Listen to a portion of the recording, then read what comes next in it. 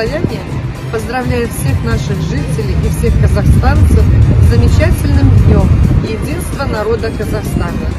Мы живем в мире, в дружбе и согласии, под одним единым шандраком. В нашей стране более 130 представителей различных национальностей. У нас есть возможность отмечать все праздники вместе, сообща, как одна дружная единая семья. И так и должно быть. Мы хотим, чтобы у наших детей было счастливое будущее. Мы хотим жить под мирным небом. У нас созданы все условия для счастливой жизни.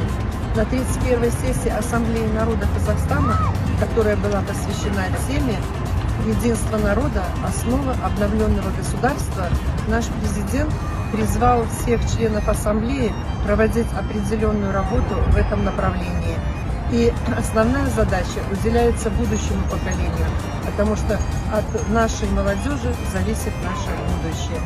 Я хочу всех злардинцев поздравить с замечательным днем, пожелать всем крепкого здоровья, мира, добра, счастья, благополучия. И пусть наш Казахстан процветает, чтобы все мы жили одной, единой, дружной семьей. С праздником, дорогие друзья!